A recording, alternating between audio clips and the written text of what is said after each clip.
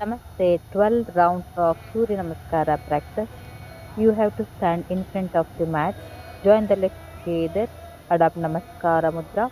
We'll start the practice with the prayer. Om Hiranmayena Patrena Satyasyapi Hitam Mukam Tattvam Pushanna Pavruno Satya Dharmaya Drishtaye Ekam. Take your both hands backward. Bend back as much as possible. Dve. Bend forward. Catch hold your ankles. Keep your knees straight. Trini. Take your one leg back. Knee down. Look up. Chatvari. Now take your both legs backward. Join the legs together. Keep it like a single line and look forward. Pancha. The elbow, forehead and knees should touch the floor. Shut. Your chin, chest, knees should touch the floor. Lift your hips. Sapta. Up to the abdomen. Keep your body down. Look up. Asta. Mountain position. Look at your navel point. Nava. Again. Forehead, knee, elbow should touch the floor. Dasha. Bring the same leg forward and look up. Ekadasha. Keep your both legs together and bend forward. Dvadasha. Bend backward with Namaskara Mudra. Yes. Now second round again with Namaskara Mudra. Ekam.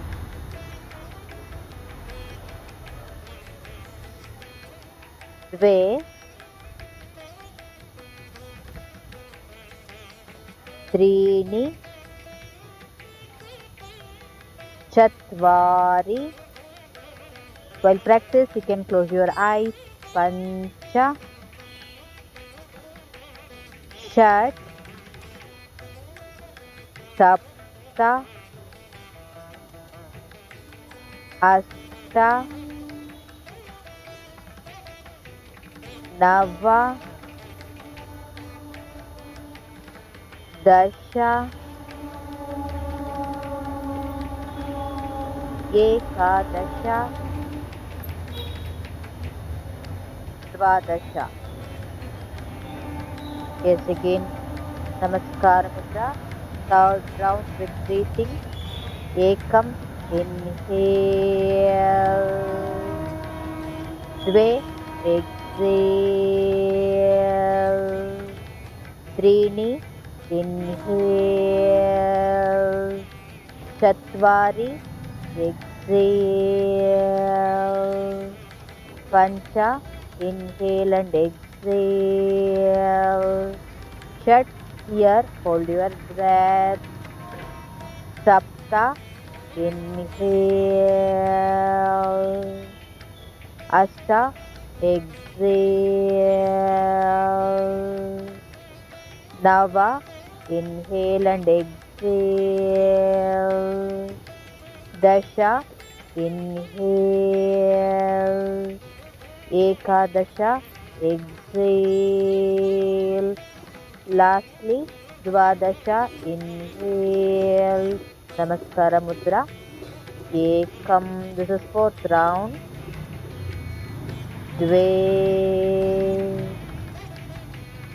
Trini. Chatvari. Pancha.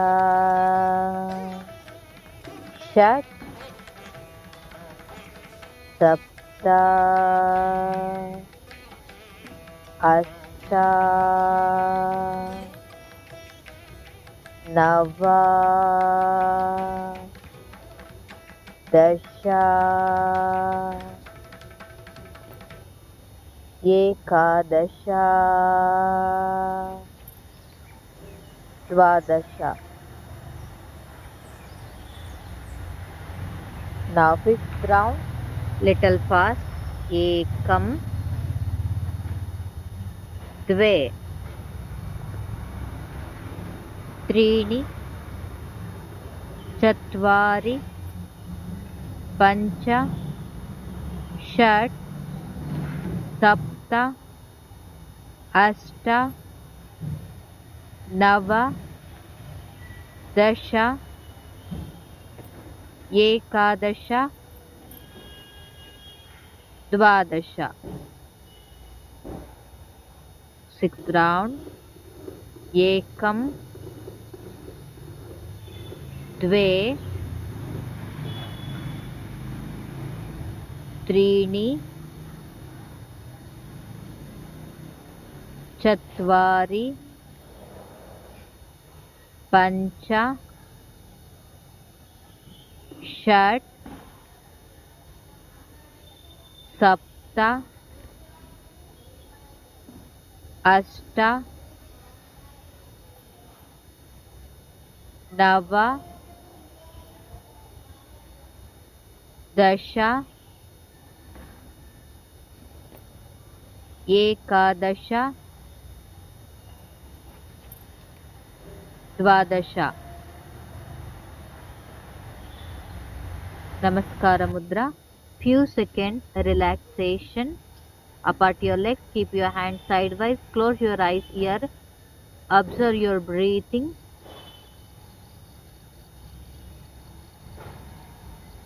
Sthiti, now come to the position, join the legs together with namaskara mudra. Ekam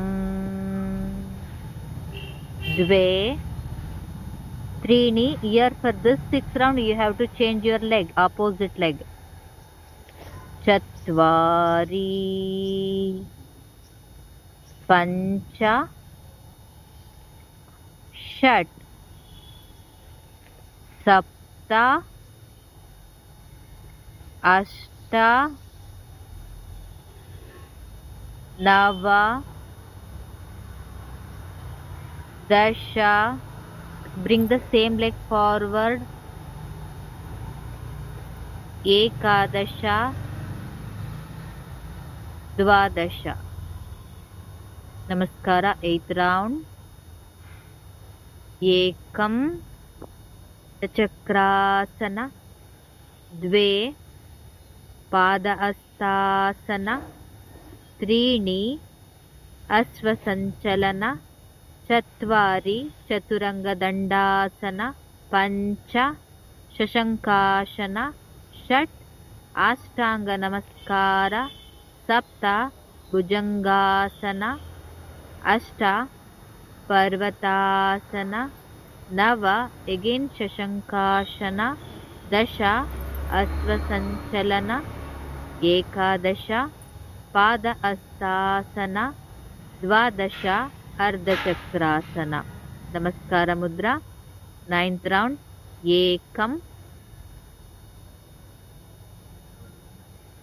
द्वे त्रीणि चत्वारि पञ्च षट् सप्त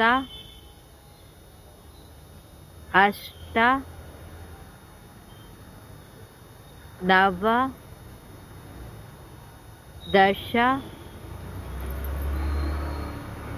एकादश द्वादश. नमस्कार मुद्रा. Now with breathing, Ekam inhale, द्वे exhale, त्रीणि inhale, चत्वारि exhale, पंच inhale and exhale, षट् hold your breath, सप्त inhale, अष्ट exhale,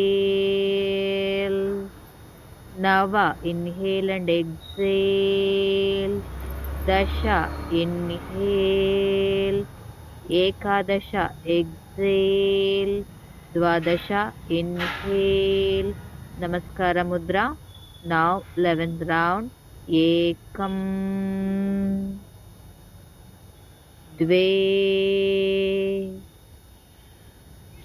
त्रीणि चत्वारि पञ्च षट् सप्त अष्ट नव दश एकादश द्वादश नमस्कार मुद्रा लास्ट राउंड विथ मंत्र एकम ओम राम मित्राय नमः द्वे ओम ह्रीं रवये नमः त्रीणि ओम ह्रूं सूर्याय नमः चत्वारि ओम ह्रैं भानवे नमः पञ्च ओम ह्रौं खगाय नमः षट् ओम रः पूष्णे नमः सप्त ओम ह्रां हिरण्यगर्भाय नमः अष्ट ओम ह्रीं मरीचये नमः नव ओम ह्रूं आदित्याय नमः दश ओम ह्रैं सवित्रे नमः एकादश ओम ह्रौं अर्काय नमः द्वादश ओम रः भास्कराय नमः Yes, now with Namaskara Mudra, bend forward. Om Shri Savita Surya Narayanaya Namaha. Thanks to Lord Sun. Yes, now Titila Tadasana. Apart your legs, keep your hands freely hanging sidewise. Close your eyes. Here, observe your whole body and also your mind. Recognize the changes after the practice of Surya Namaskara.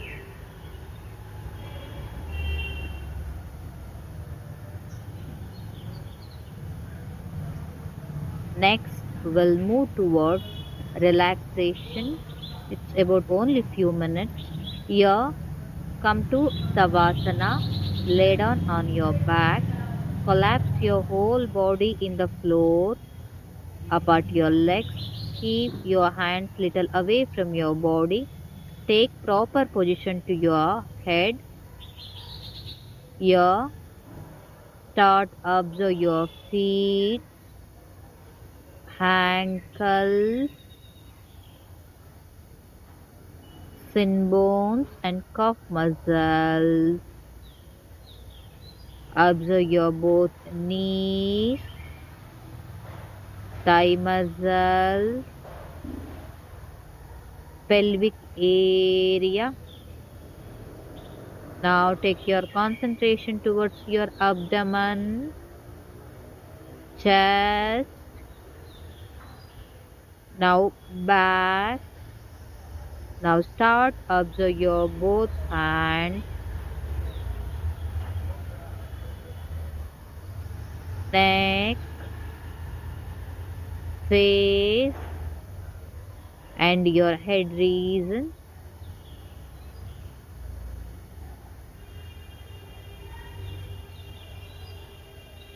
Now bring your concentration towards your mind.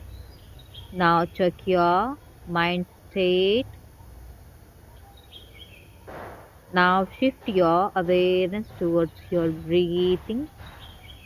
Don't change. You should not manipulate. You just have to observe your normal breathing for your complete relaxation.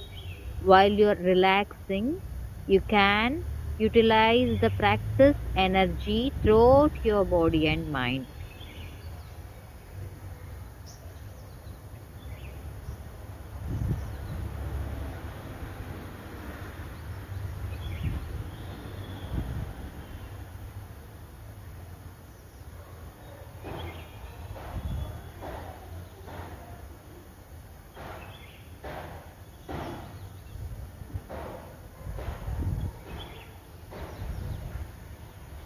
If you are feeling relaxed, now slowly turn towards your right side.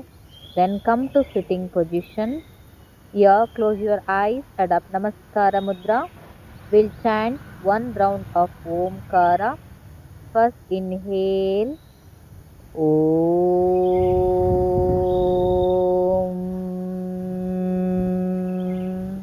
Next, you can practice asanas after Surya Namaskara. Thank you.